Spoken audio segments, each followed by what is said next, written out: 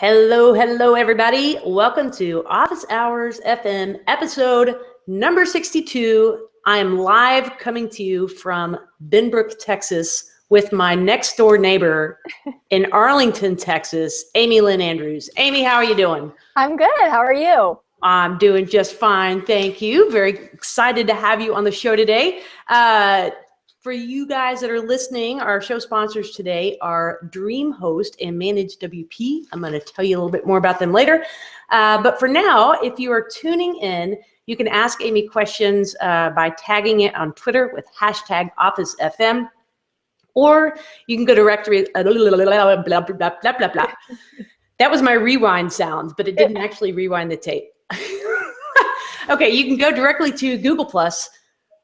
Look for the Office Hours FM community and see this broadcast there and just drop a question there and we'll get it and ask Amy. Okay, so without further ado, how the heck are you, Amy? I'm doing well, thank you. I'm really enjoying the warm weather. Are you? Are you a hot weather person? I prefer hot to cold, but okay. This whole like having to shower multiple times a day thing kind of gets old, but it's really bizarre because we went from flooding, literally flooding, to it's just been dry as a bone and over 90 degrees for the past week or so. But yeah, wild. So yeah, totally crazy. So you guys that are listening, Amy and I were chatting in the pre-show and discovered that we literally probably live within half an hour of each other. Which was news to me. So my guest last week, Corey Ashton, is from San Antonio. So we're just kind of kicking it smart women Texas style. Yeah. So Amy, I first encountered you. Actually, you'd sent me an email a while back about maybe doing some work on your site, which runs on the Genesis framework. And then I don't know. I saw you online everywhere, and I started stalking you. I signed up for your newsletter, which I want to ask you about here in a little while. And I just so much awesome information week over week over week. And I'm really excited to be able to chat with you a little bit, figure out how you went from blogging to actually making money with your blog, how you found your audience and figured out the best ways to connect with them. And then you're actually creating things to sell. So we're going to cover all of that and more. So yeah, let's start with just to tell the world, if they haven't stalked you like I have, just a little bit about yourself. All right. Well, I started blogging back in 2004 after I got this email from my cousin one day. He had started a nonprofit and was like, hey, check out my website. And I was like, what? You have a website? I mean, for me, I had found the internet before that, but I had never thought about being a producer on the internet. I thought you had to be super techie, and I wasn't. So the fact that he had a website, I was like, whoa, if he can do it, I can do it, right? I mean, we weren't that different. We grew up like brother and sister almost. So that kind of started my whole little, exploration into the production side of, websites and whatever. Really early on in the journey, it wasn't really that popular. 2004 was so long ago. And most of the people online, they were really smart computer tech people. But somebody had mentioned, hey, you know what? The easiest way to start a website is if you would just start on WordPress. And so I didn't know any difference. So that's how I started. So I kind of accidentally stumbled on WordPress and started just, tinkering really at the beginning. And then finally got this website up, this WordPress site. And I was like, wow, that is so great. But, oh, no, I have to write something. So I don't enjoy writing a whole lot. But what I was surprised to realize is that I really enjoyed kind of the back end stuff a lot more than the writing part. And so that went on. I call myself a closet blogger for probably 6 or 7 years. And then that was a season of my life. I had a lot of little kids at home and stuff. I just didn't have time to kind of network and get out there. But then it was about 2010 when my littlest was a little bit older. I had a little bit more time. And so that's when I actually got on social media. Before then, I wasn't on social media at all. Got on social media about 2010 and realized that there was this whole community of bloggers that were asking these questions, like on Twitter. Well, how do I make my website do that? And how do I make my website do that? See, they were the opposite of me. They wanted to write and started the whole blogging thing, but hated the back end. So I was, oh, well, you just do that. Oh, you just do that. Oh, and so I got so many questions. Finally, I was like, okay, fine. You know, like I just basically started a brand new site that kind of walks people through the process of how to get up and running on WordPress. That's awesome. See, not everybody has to be super in love with writing, but it's funny. Yeah. Once you put that URL out there, there is this immense pressure to actually write content. But I'd say for someone who doesn't like doing it, you produce a fair amount of really quality content. Well, thank you. Yeah. I think it's probably something that's probably more accurate to say it doesn't come easily to me. I mean, one blog post for me, especially if it's a tutorial or something like that, I mean, it is a days long process, hours and hours and hours. Of course, I'm just, you know, I'm fitting it in the nooks and crannies of life anyway. So it's not like I am sitting down and I'm not able to devote big chunks of time. And oh, it's just so exhausting for me. So I enjoy collecting the information and organizing it. That's really my favorite part. And then putting it into a coherent blog post is the challenging part, but I do enjoy it. And the reason why I have enjoyed, I think, how the tutorial parts of it and stuff when I actually publish them is that I know that they're helpful. And I know for myself, people were so generous with their help, you know, at the beginning, because I knew nothing. So it's always satisfying to hear from somebody who says, hey, you know what, I don't hardly even know how to turn my computer on. I followed your tutorial. Now I have a website. So, that's awesome. Yeah. Well, you know, being newer to WordPress, you come with a really unique perspective, and that is you remember when you didn't know how to do things. I think for those of us who I've been doing this for, well, as we say in Texas, since Moby Dick was a minnow, and I forget what it's like for something to not be intuitive about, you know, code and websites and all that stuff. So you're in a unique place to, now that you know those things, to really write some awesome, helpful content. Is that like finding that niche and getting that good feedback from people? Was that when you're like, okay, let's keep this going? Yeah, that was very satisfying when people started, you know, going, oh, wow, thank you so much. I had no idea, you know. So then I sort of ditched my first blog entirely and kind of went this whole direction, which is, you know, how to start a blog. But I feel like it's already changing again. I mean, I'm sure you see that too. It's like now, before those types of blogs, that like the how to start a blog site that I had, you know, it was kind of like you could cover everything, but now everything is exploded so much, and there's so many areas of specialization that you just can't, like one person can't cover everything. True. That's why there's lynda.com. Yeah, exactly. Wanted to chime into the listeners. Very sorry for the, some folks are saying that this is not watchable live on my site. So yeah, sorry about that. You can, there's a link there on Twitter at #OfficeFM to watch it directly from either YouTube or the Google+. I pretty much broadcast everywhere because, you know, the more the merrier. But, yeah. All right. So anyways, thanks to everybody who's tuning in, even if you are a little late to the party. Glad to have you. Okay. So I'm curious because you send out this once a week newsletter called the newsletter. And if you're listening to this podcast and haven't, if you're not familiar with it, go over to amylynnandrews.com and check it out. So you send out this weekly newsletter, and I love that you call it the newsletter because it's full of all these really great usable little nuggets of info.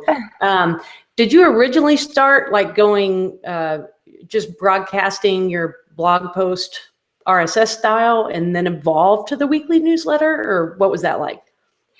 Well, I think it sort of came, it's sort of all, I don't know, perfect storm situation. I'm not even sure how it all happened, but I think there were a couple of things at the time that this was summer of 2013 that made me think, wait a second. Okay, so I had this issue of really not being super excited about writing blog posts. Then I had the issue of, you know, just at that time, it was like, start a list, start a list, start a list. Everybody's like, start a list, you know. Then we started seeing Facebook, you know, traffic, organic traffic and stuff. That's all taking a nosedive. And then you can just see each network right after that. It's just like domino effect, it seems, that everybody introduces the, you know, personalized search, or they introduce the, you know, Pinterest search or whatever, and it kind of all goes in the same direction as Facebook went. And then what I realized was, you know, once people get started and they're online and they've got a website, that's great. But, you know, I was starting to get to the point where all of the posts that I had written in the past, or not all of them, but so many of them became outdated so quickly. So I thought, wait a second, I got to rethink this format, because I didn't like the idea of somebody going to my site and landing on a, you know, a post that was written 2 years ago. And I mean, I could go in there and make a note or whatever, this is no longer relevant or whatever. But I didn't like the idea that people were going to maybe be getting, you know, outdated content. So I thought, well, there's got to be a better way to do this. And so I thought, you know what?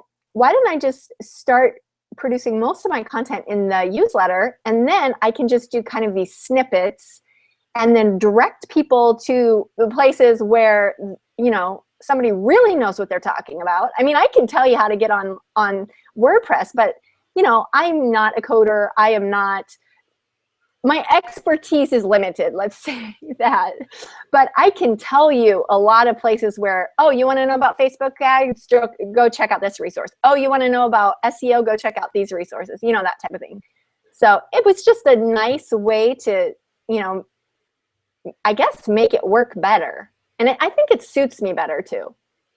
Have you found that it's reduced traffic or time on site for your site, since you're sending people off? And you send, I should mention, if somebody hadn't gotten the newsletter before, you're not clicking through to read the newsletter on your site. It all arrives via email. So potentially somebody could get all this great information from you and never even go to your site. Does that make you sad, or are you getting plenty of organic stuff from other directions? It is making me sad. And especially in the last couple of months, I don't know, my traffic has tanked. I mean, like 50% loss in traffic in the last two months. So,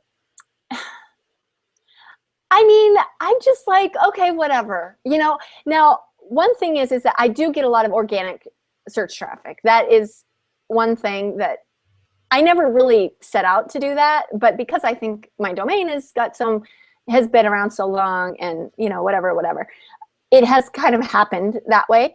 But I didn't really notice.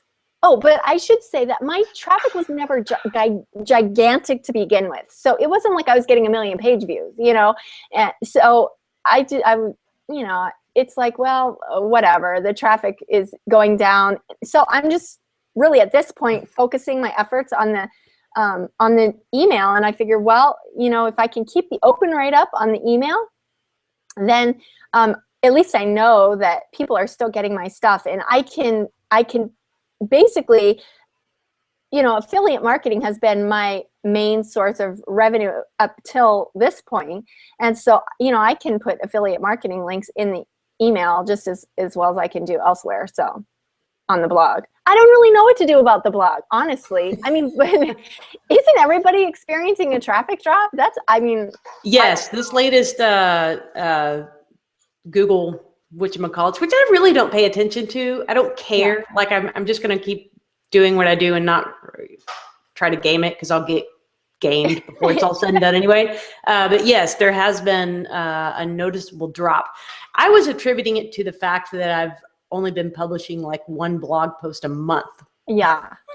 Which has been a big, I thought that was the cause of my traffic drip, but could be partially Google as well. Interesting. You know, maybe you could do like a video, add a video component that's hosted on your website that adds some value other than what's just in your newsletter, and then direct people online to get like the message from Amy, because you're such a personable character. I mean, I'm sure people would love to go watch your face on a little 3-4 minute snippet or something. So I don't know, just a thought. Well, actually, that's a great idea. In fact, I did start this thing. I did 4 episodes of what I called the Hey Amy Show, you know, because everybody's like, hey Amy, how do you do it? Hey Amy, how do you do? I'm like, okay, so here's the Hey Amy Show, and I'll just answer your questions, because I can talk a lot better than I can write, you know. So I did 4 episodes of that, and that was fun, and I enjoyed it, and I enjoyed a lot more than coming up with a blog post. But then, you know how it is, every time you start something new, it takes so long to kind of get the rhythm and get the hang of it. And, you know, I was basically learning video editing from scratch. You know, and I'm the type who, I just like that stuff. I like to tinker, so it's fun. But actually, I there was a lull in my Hey Amy Show episodes, but I just recorded 3 the other day, so it is on the horizon. On like Donkey Kong. Are you hosting these guys on YouTube or Vimeo or? Yeah, you know what? The first 4 are all on YouTube, and I never did write blog posts for them, which was dumb. Okay, really, it's because I'm lazy. Let's just be honest. You know what? I don't know that lazy would be the word to define you, but maybe that's just wasn't your priority. We can say that. There we go. No, but now I have somebody who's actually helping me. So hopefully we're going to kind of establish a system where she can, you know, she can put it up on the blog or whatever. I don't know. Like, I have issues. Let me tell you, I have issues about, like, there is something about that WordPress publishing window. It is so hard for me to click the publish button. Is that it's so goofy, but it's so true. I don't know why it gives me all kinds of stress, but. Well, you're not alone. It really is like this little something sitting on my shoulder, you know, hounding me to push publish and get stuff out there. But yeah, I can't seem to do it on a regular basis because I never put up short stuff. They're always, you know, things like you said, tutorials and things that are kind of time consuming. But those are just a thought. So yeah, go ahead. Sorry. Oh, sorry. Oh, no, it was me. You first, Texas. You first. No, I was just saying tutorials, they take so long to write, don't they? Oh, yeah, definitely. So yeah. That's why I'm only publishing once a month, apparently. Yeah. But last week when Corey was on, they do quite a bit of posting videos on YouTube. And she mentioned that she started adding closed captions, which is basically, you know, just a form of transcription. And that she saw her numbers just kind of boom. So that might be interesting. I do transcripts for the show, but I haven't toyed with doing them for YouTube yet, but that might be another interesting way to repurpose some of your content that you're producing over on your blog without completely just rewriting all this stuff. Anyways. Yeah, no, that's a great, such a great example of leveraging your content and, you know, just splitting it up. You know, Jay Bear and how he does, I don't know, did you ever see that post of his? And he talks about how he does 1 3-minute video and it gets split up into 8 different pieces of content. Whoa. Oh, okay, you got to see it. I'll have to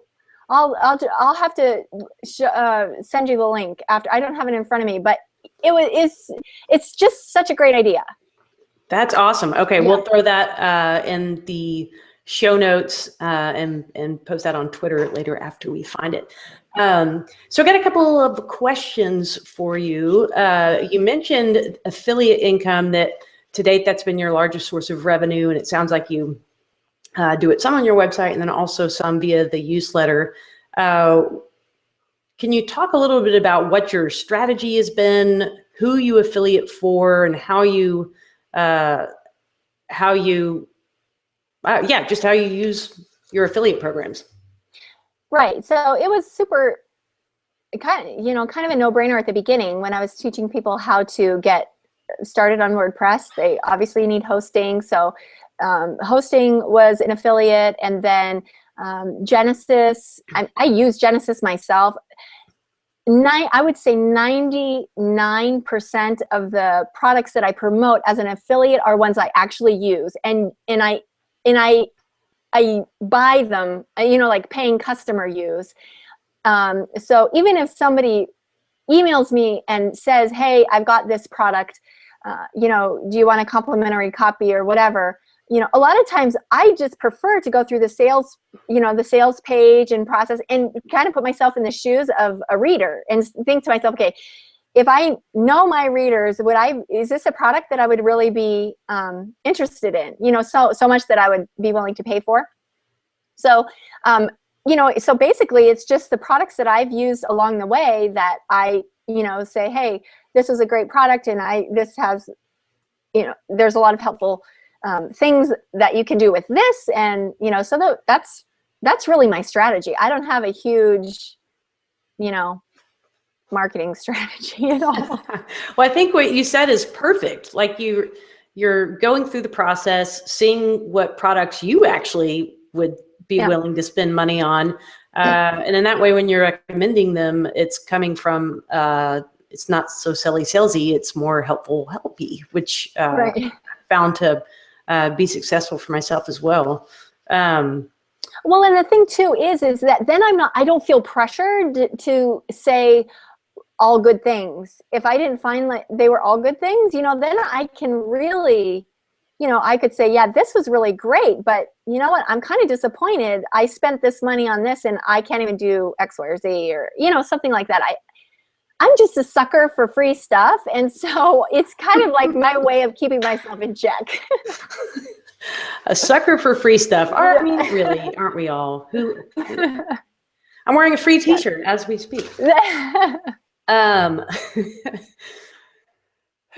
Okay, sorry. I had to take a deep breath though there because I don't even have an excuse. Just I had to. Allergies and such. Okay, so Jackie has a great question on affiliate disclosure while we're on that topic. So at least in the US, there's quite a few regulations or rules kind of dictating how affiliate links are disclosed,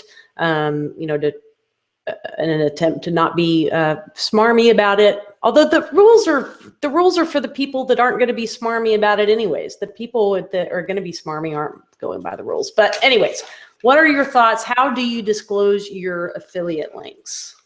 Well, a lot of my posts in the past that I've done before have, like a disclosure at the end of the post. And I just haven't had the chance to go back and update them. I forget when the FTC guidelines came out. Was that 2012, I want to say? The last ones. Yeah, maybe so.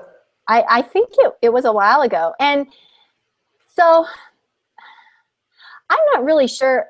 Honestly, I'm not really sure how to, I'm not really sure how to advise people when they give me the question. I mean, of course, I'm not a lawyer or anything like that, but a lot of people have said, well, those are I've heard people make the argument, those are guidelines, that's not the law. And I think, I don't know. So basically I can do what I want.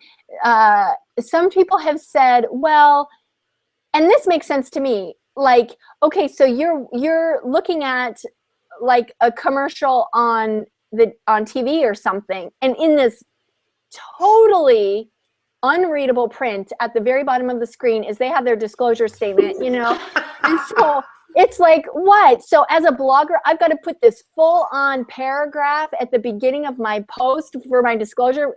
Like, what about the car dealership who's got like this, 2-point font at the bottom of the TV screen that's flashing on there for like 1.2 seconds,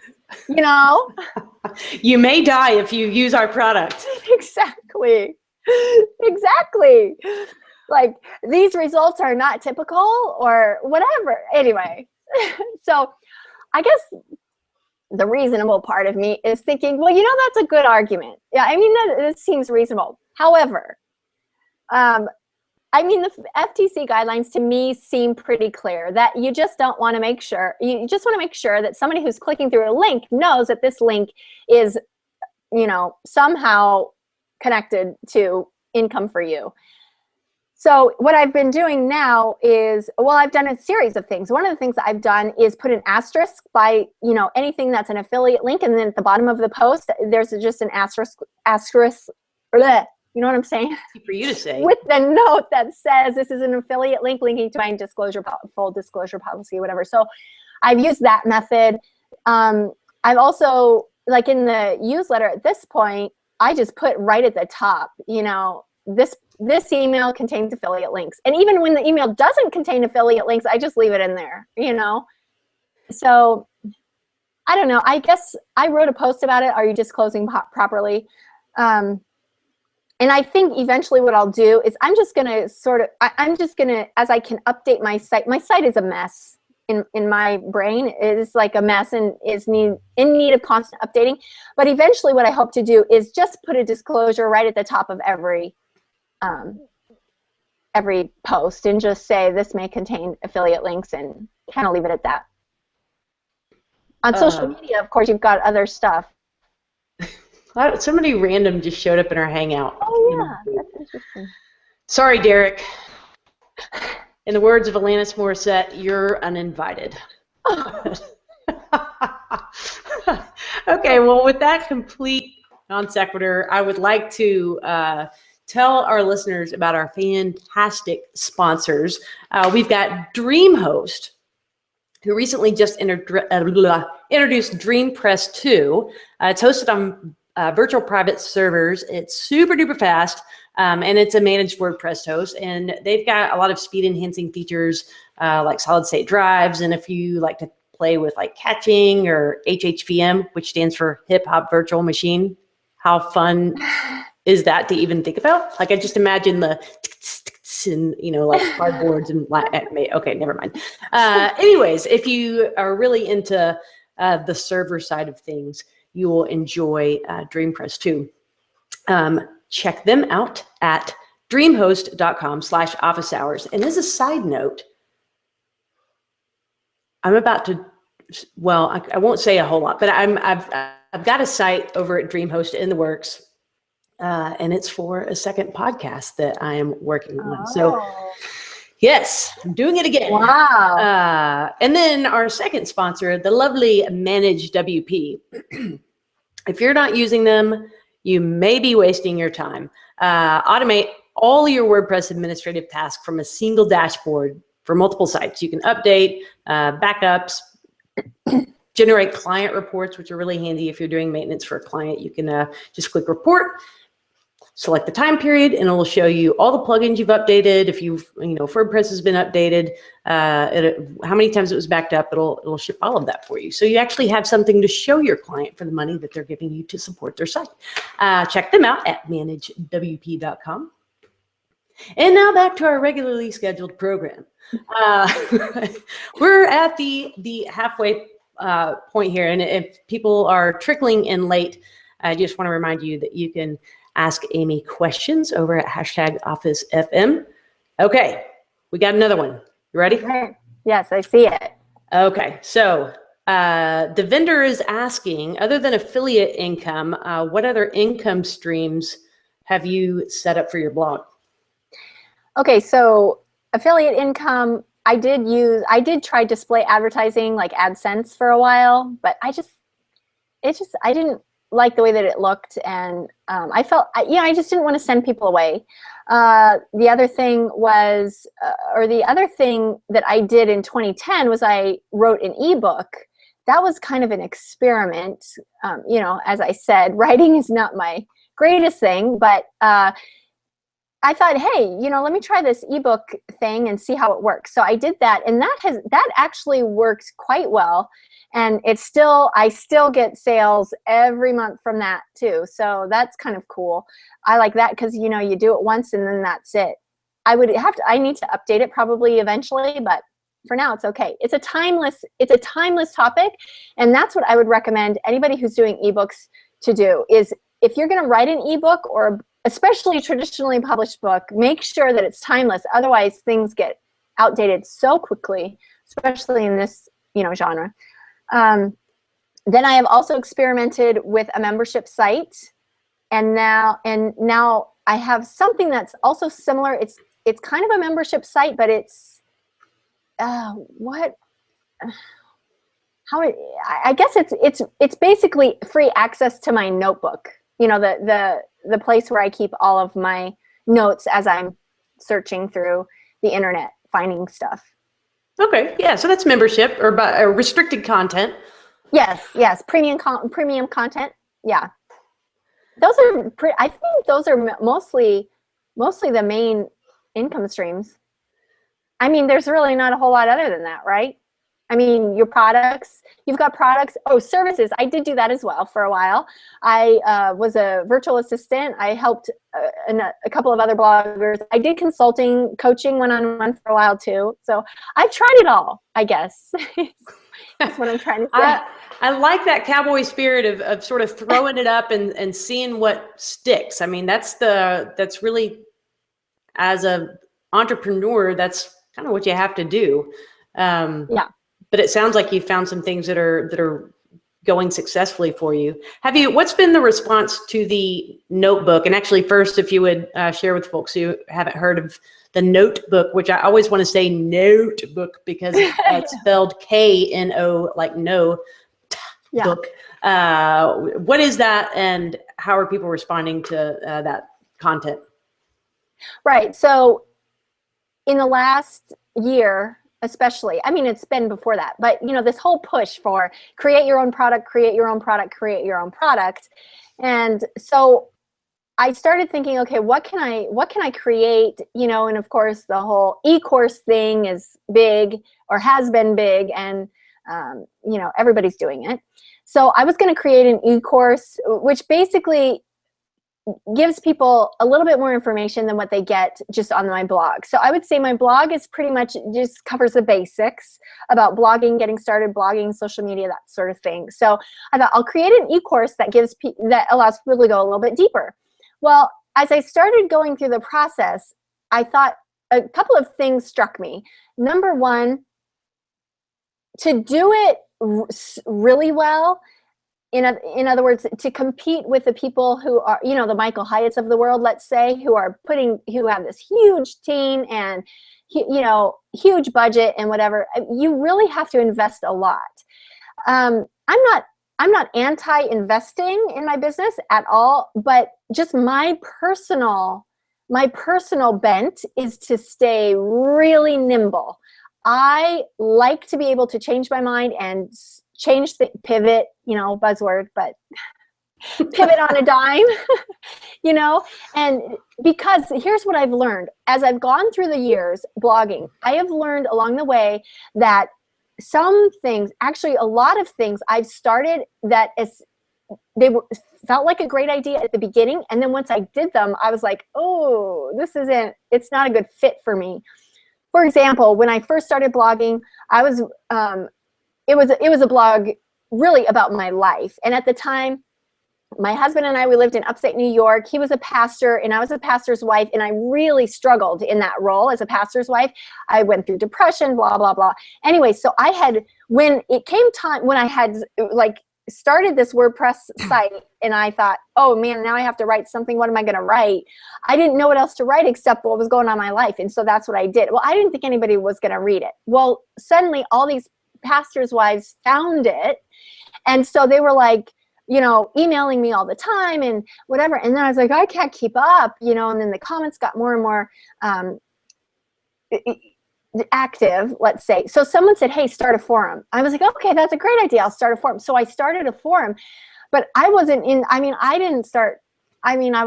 hadn't done the forum for 5 minutes, and I was like, oh, I don't want to do the forum. I'm a total introvert, so I like to just do my own thing in my closet. Nobody talk to me. And here you are live on national television. Right. No. Right. So at the time, it was like keeping up, moderating the forum was so stressful. I had no idea about that, that would be my reaction to it. So as you get older, you figure things out. So I started AdSense, and I thought, oh, it's not my style. I think it's great for other bloggers. In fact, it's really great for a lot of bloggers, but for me, it just wasn't, didn't do anything for me. So I was like, I don't know. So that's why I like to remain nimble and to be able to change quickly. So I had a point. It's all right. I was just listening to you pivot, and it was fascinating. Yeah, no, I guess the question about what are my other income streams. So, I know what I was talking about. The notebook. You were asking about the notebook. So anyway, I was going to do, so I thought, okay, I'll do the eCourse. Well, then I'm looking at what it would really take to put out a decent eCourse. And I'm like, I don't want to do it. I don't want to invest the time, and I don't want to invest the money. So, and again, that's just me. A lot of people do it so well. So I just thought, wait a second. Okay, so I need to rethink my plans here. And I have used Workflowy. Do you know Workflowy, Carrie?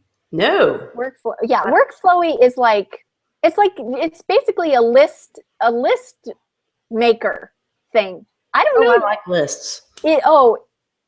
It is it's so simple, very lightweight, super fast, syncs across all devices, and it's just I like chop, like Evernote, for example, but Evernote is on my phone. I'm like, okay, load already, But Workflowy has been great. So what I'll do is I love research. That's my favorite part of everything. So what I'll do is I'll have two screens on my, two windows on my screen. Workflowy is on one side, and whatever I'm looking at, reading, on the other side.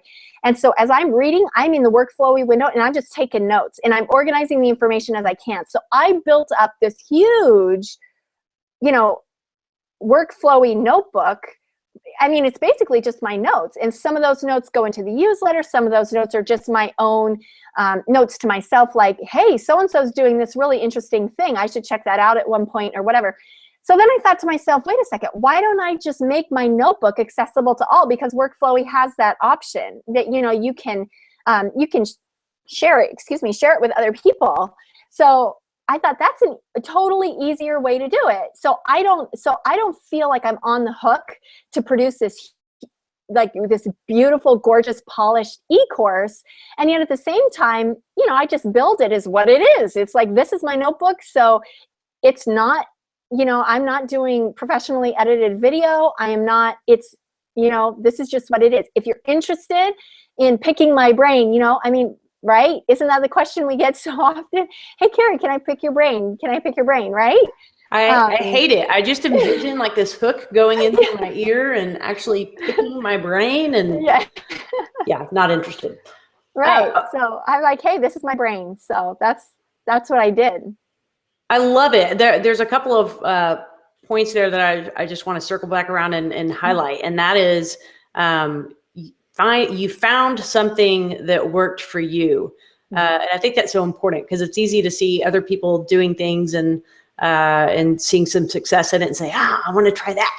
But the secret's not really in the format, whatever it is. It's finding what's comfortable to you, and then finding, and then connecting with your audience over it, which is exactly what you've done. That is awesome. And then you've been able to monetize it, so you get bonus points. So let's talk about that.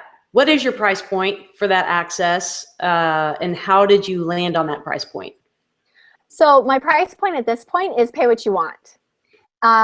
So I said, okay, just to start, I'll just say, like, okay, like the price of access to the notebook is $24. That's what I said. But you can pay what you want. So anything from $1 up. Why did I get there? Okay.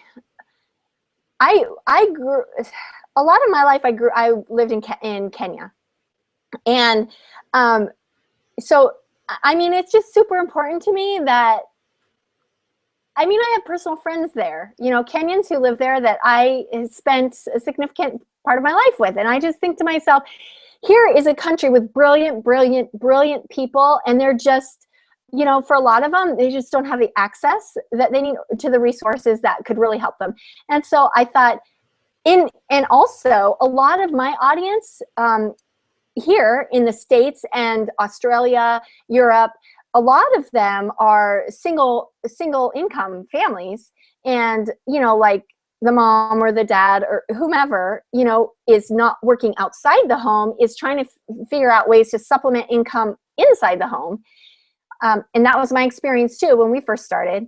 So I just thought, you know, there are legitimately people in this world that they can't pay $500 for a course, you know, and I didn't invest anything in this, you know, so it's not like I had to lay out tens of thousands of dollars to get it all put together, because it's really kind of, it's not the prettiest thing. I mean, I'll be honest with you, it's not the prettiest format at all, but I think it gets the job done. And, you know, it can really provide information for somebody who would, you know, who needs it. So that was kind of my thing at the beginning. Now, I don't know if I will continue, you know, the name your price, set your own price thing for a while, but for now it works, you know, it works and I'm happy with it. And as I'm, you know, just trying to experiment with it and figure out whether I want to expand it, whether I want to make it bigger, whether I want to offer more or whatever, you know, then I might change the pricing, but that's kind of where I'm at. So where do people generally fall in that range, if you don't mind sharing? Well, a lot of people pay the $24, you know, because I say at the beginning, you know, the price is $24, but, you know, for a limited time, you can pay what you want. Boy, you know, it would be interesting, wouldn't it, to pull some stats, like exactly how it plays out. A lot of people pay just $1, which is fine with me, you know. So I'd say that it's a pretty good mix. I have not marketed it hardly at all. So like if you go to my main site, you'll see notes about it here and there, and every once in a while I'll mention it in the newsletter. But I didn't do a huge launch. I didn't do a huge marketing campaign for it or anything. So I get a pretty. It's interesting. I get a pretty wide variety. A lot of people kind of land on the $10 mark. Like I said, a lot of people pay the $24, and a lot of people pay $1. So have you had anybody pay over 24? Yeah, I have had people pay over 24. Not a lot over 24. I don't know. I know 25. Have I gone up to 30? Now that's for the OCD person that just likes tidy numbers. Yeah. So I don't think that really counts, right? That they've paid over. But yeah, 25. No, I can't remember if somebody has paid more than that. Anyway, so yeah, so it's kind of interesting to see. At this point in time, I feel so like ping pong ball brain. Like I've got so many things going on that I kind of need to focus. I just haven't figured out where I'm focusing yet. That's the chronic trouble with being in business for yourself. I mean, there's always so many little rabbit trails to follow, and it's like, how far do you pursue an idea before you, I mean, like you have to pursue it enough to know if it's worth pursuing, but like at what point do you bail if it's, you know, not going to pan out? I don't know. Yeah, I feel you is really the whole bottom line there. It's hard. And it, like I was saying earlier, it's harder now too, because you have to go in that direction. I think, when did you start blogging, or when did you start online? Well, I started with Prodigy back in the early 90s, but my first blog was on Blogger, and that was probably 4 maybe. Okay. Okay. So like blogging, maybe we started about the same time, but I mean, wouldn't you agree that back then it was like, you know, it was like if you wanted to know about simple living, there was 1 or 2 blogs that you followed, you know, and it was like covered this huge niche and everybody, you know, you just knew where to go. But now it's like you've got the YouTubers, you've got the, you know, the Viners, you've got the podcasters, now you have the Periscopers and the Meerkatters. You know, I mean, it's just like you have to niche down so far these days that for me, when I started, it was like I could cover so much. So I find it extremely difficult to do that, to limit myself. Okay, last week on the show, I learned what periscoping was, and Corey actually periscoped us on the show. What in tarnation is a meerkat? Well, it's an animal that lives in dry air. No. No. A meerkat is very similar to Periscope. Same idea. Okay. Okay. Yeah, same idea. They kind of came out about the same time, but you know, of course, Periscope has the Twitter connection. So I guess we'll see which one, if either of them win out, but it's the same idea. Interesting. Yeah, those are people throwing things against the wall and seeing what sticks. Exactly. We had a comment from Leonica, and she says, I'm a little sad because I cannot buy your notebook through PayPal. And I'm guessing that you could probably, Leonica, if you connected with Amy, I'm just going to go ahead and throw it out there. Yeah. I'll pay the 24 on your behalf. And Amy can hook you up with the book. I might pay you 25 just because I'm feeling particular today. Are you confessing your OCD? Only about certain things. Yeah. Only about certain things.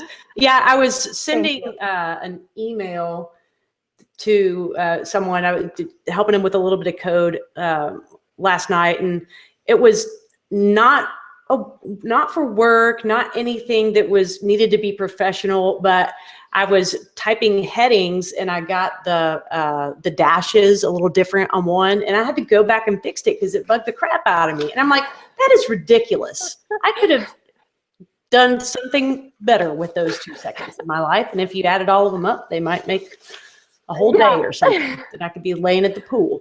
Exactly. I do the same thing. Oh my goodness. I'm so nitpicky. It's bad.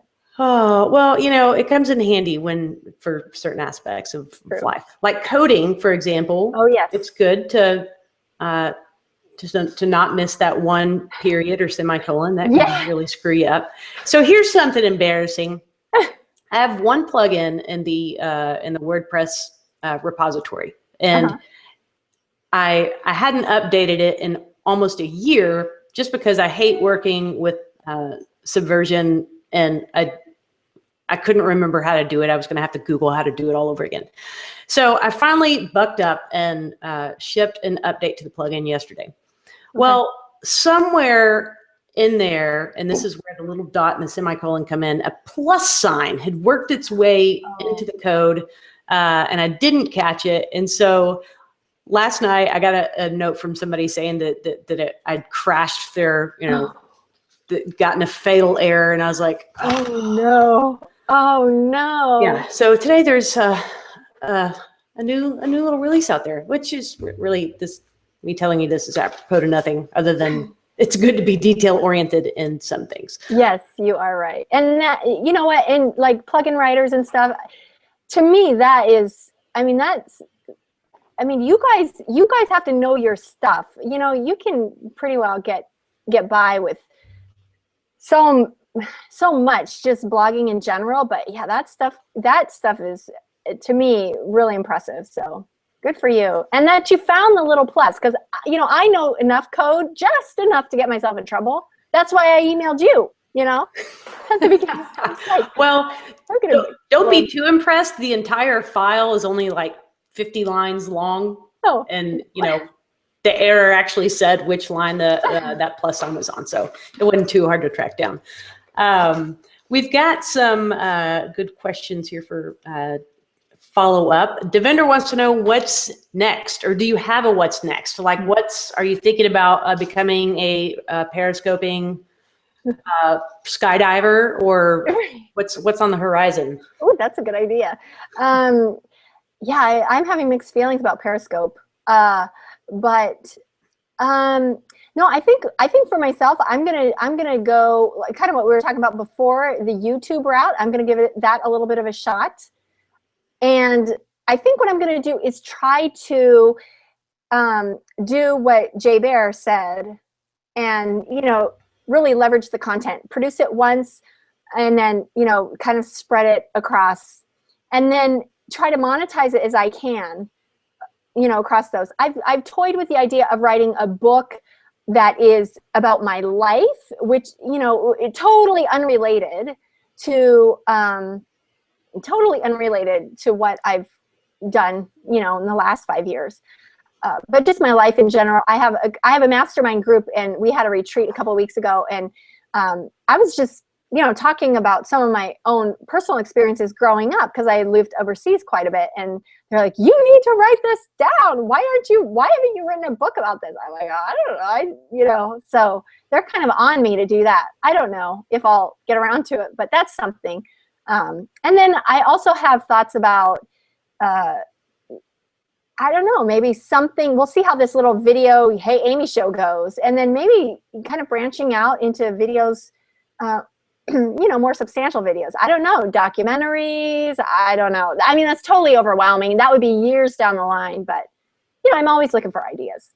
Cool, well, that's fun to think about. Well, people go subscribe to Amy's newsletter so you can see if she's all of a sudden broadcasting live from Kenya one of these days. Exactly. Devendra had a comment for you that you might want to look at Gumroad for selling your ebook, that they support both credit cards and PayPal, and they take care of that whole EU VAT situation, which I've just kind of conveniently ignored. You know what? I would have been on Gumroad 3 years ago if they had an affiliate program, but they don't. I mean, when I say that, I mean, give me the ability to have affiliates of my own, but they don't. And last I read, they didn't have a plan to do that. So I'm like, really? Because it's beautiful. Gumroad is beautiful. That's really interesting that they don't offer that component. Yeah. Huh. It's very sad. I'm like, really? You mean you won't even, I don't understand. Like, why? But it is what it is. We just had some other random, hey, sorry, Anthony, I got to kick you off, brother. I don't know where you came from. Okay, apparently I made this hangout public or something. I've never had randoms hop on the show. Woo. Well, interlopers they are. We have a question, and this, you've already kind of touched on this, but just thoughts on saturation of content for users on the web, and how, like, for instance, you've built this audience, so the content you're writing, even though it's great, it's good stuff, but it's not like you can't find that information somewhere else on the web. So I'm sorry, Jackie, I'm hijacking your question, but how do you, or why do you think it is that an audience chooses to come back to you when there's so much of this information available? Yeah, and it's a great question, and it's so true. I mean, you could find anything, right? Anything. But it seemed clear to me that was probably another factor in me switching from the blog to the newsletter, is that, it became apparent that back in the day, 2004, 2005, whatever, you would follow a blog. But then, and then blogs got all these contributing writers because they couldn't, sustain the writing, just the one blogger themselves. And so it really became clear to me that people were going to be following people. They weren't going to be following websites anymore. So my theory is that everybody connects with somebody, right?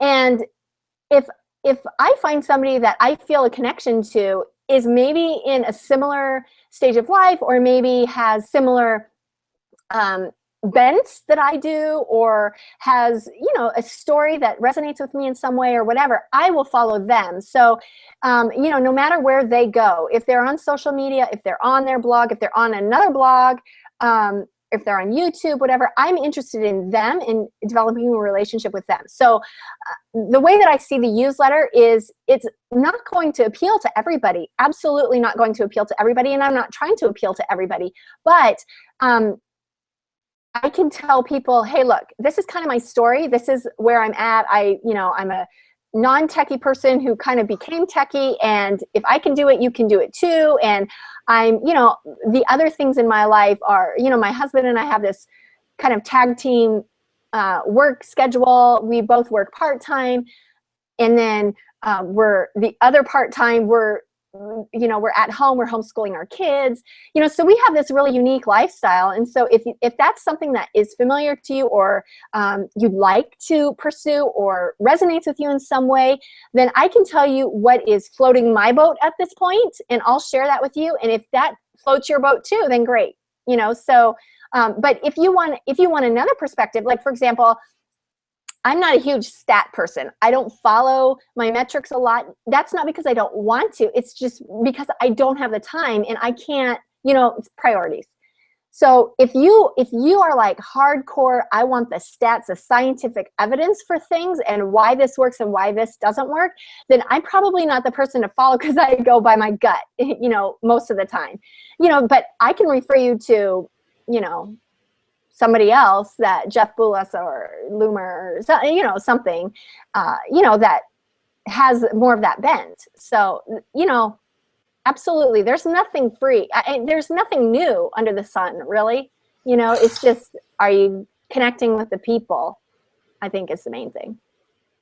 I love that, and I couldn't have said it better if I'd tried. So I won't even try. I won't even try. But it goes back to what you were talking about earlier with sort of finding your niche, that you're doing what feels right to you. You're being true to yourself. And in that, you're being genuine, which of course is attractive to people. Right. And that's part of building your audience. So awesome. Good little nuggets there. I'm afraid that our time is almost up here. If you got a little question that you want to slip in under the wire for Amy, #OfficeFMit. In the meantime, tremendous thanks to Manage WP and DreamPress 2, brought to us by our friends at DreamHost. I appreciate them sponsoring the show today so that we can bring you what I hope is helpful and useful content week after week. If you want to get a little email reminder about the show each week, go to officehours.fm/subscribe. By the way, there's archives there, and you can listen to any previous episode if you want to catch up on that. And I've started doing transcripts, like I mentioned, so you can, if you don't want to wade through listening to an entire episode, you could just do like a little control find and maybe search for a word or something that you recall and wanted to follow up on. Oh, and I was telling Amy before the show, sorry, Amy, I'm going to share this with how ridiculous I am with listeners. So in my past couple of newsletters or email reminders for the show, I've totally flubbed up. And first I asked you to respond to an email address that didn't work. And then I sent you to a link that didn't work. And here I am, people pay me for my technology services. I mean, it's ridiculous. But in case you missed it. Well, at least you're making the mistakes on your own stuff, but you don't make mistakes on anybody else's. So who knows? I probably have at some point. But I'm putting together, super duper excited. I'm putting together a webinar series on developer workflows. So kind of taking that from very beginning of spinning up your site locally to deploying code and using version control and all that nerdy stuff in the middle. If you want to check that out, go to wpdevelopmentworkflow.com, workflow singular. Oh, okay. So Amy, is this your new podcast? No, that is something different because I have professional ADD. I'm chasing the rabbits and seeing where they lead.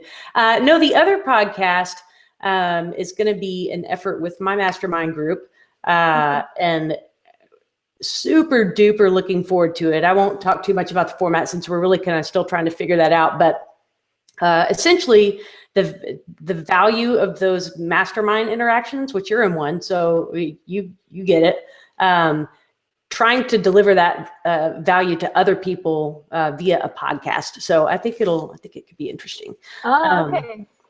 Yeah. So you're like, is there, okay, I don't know if now I'm curious from a purely selfish standpoint. Cut me off if I'm not allowed to ask the question. But so is it like, is there a specific topic, or you're just kind of talking about your own sites and what you're doing and that type of thing? Like, it would be something. What's that? I guess are you tackling a particular topic? It would be inviting guests on, basically inviting them into our mastermind, and putting them in the hot seat, if you will, giving them the opportunity to express maybe where they're experiencing some frustration or not breaking through in some particular area. And then basically us just opining, which, I mean, who doesn't want to just get in front of a microphone and give their opinion? That's why I have a podcast. I just love hearing myself talk. Just kidding. Well, you have so much, I mean, you have so much expertise under your belt that, you know, even if you're just talking, there's so much to glean anyway, you know, and it's nice to hear somebody talk about it. I think because somebody who really knows the stuff, because then you're talking about it and it doesn't seem so overwhelming. If I have to go and read blog posts about it or something, then it's kind of like, it's scarier than if you're, you know, listening to somebody chat about it, I think. So you're totally right. I think that audio experience or audio, I don't know, whatever you say.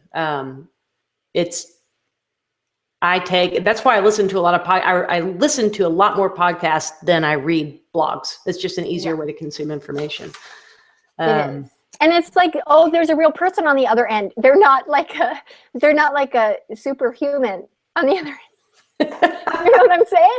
I mean, like, you read some of these posts from these guys or these women who are they're just so brilliant. You know, they're like graduating from the top schools, or they've dropped out because they're too good for the top schools. I don't know. And they're writing stuff, and it's just like, oh, I'm such a loser, you know. And then you meet them at a conference and they're kind of dorky, just like, I mean, not that you're dorky, but you know what I mean? They're relatable. Yeah, like you meet them and it's very disarming. And so they're like, okay, like I can do this, you know. It's not as huge of a monster as I thought it would be. So I'm a fan of podcasts too. Sweet. Well, I'm glad you brought up one more thing that I'm really glad you mentioned, which is, and again, it piggybacks on that whole being yourself thing. But put your story out there, and this is, I'm just speaking to the listeners, put your story out there, because I guarantee you, even if you think you're a loser or you have nothing interesting to say, I guarantee you that somebody, what you have to say will resonate with someone. And that you, regardless of where you are in your business journey or with WordPress, et cetera, that you know more than someone else. So you have something to share there. So cool. And with that bit of inspirational music, and man, you know what would have been really cool if while I was saying that inspirational bit, there could have been like a 2-point font at the bottom of the screen that read, "This is awful advice. You should not take. It will lead to your utter failure." Oh my God. Okay. I derailed yet again. Amy, it has been an absolute pleasure chatting with you. And now that I know you're local, I'm gonna stalk you in person. I won't show up at your doorstep, but you know, where can people follow up with you online and say hello? Hey, right. Okay. Talk about loser. I just realized I'm looking at my lower third, and like I don't even have my website on there. Like this whole time, it just is my name. Well, lucky for you, your name is my website. Yeah, is your domain. Oh my stars! But that is so me. Anyway, yeah, amylynandrews.com. You can find everything. And Amy Lynn Andrews on the Twitters or the everywheres. To everyone who tuned in today, thank you so much. I always appreciate you showing up, asking questions. You're awesome. Until next week, guys, we'll see you later. Bye. See ya.